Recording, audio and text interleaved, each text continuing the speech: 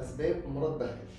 مرض بهجت زي أي مرض مناعي ملوش أسباب محددة، لكن طبعا التاريخ المرضي أو الاستعداد الجيني أو الوراثي ده تقريبا هو أهم سبب في تطور الأمراض المناعية.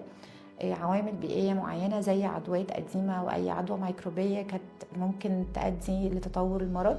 العامل النفسي وإن المريض يكون بيتعرض لضغط نفسي دي برضو من أهم أسباب تطور الأمراض المناعية ومنها مرض بهجت. إزاي بنعالج مرض بهجت؟ علاج مرض بهجت بينقسم لجزء دوائي اللي هو العلاج الأدوية المضادة للالتهاب زي الكورتيزون، والأدوية مثبطة المناعة زي الديماردز، والعلاج البيولوجي ودي الأدوية الحديثة اللي بتستهدف الخلايا المناعية المسببة للمرض. طيب إيه أهم النصائح اللي حضرتك تحبي تقوليها لمريض بهجت؟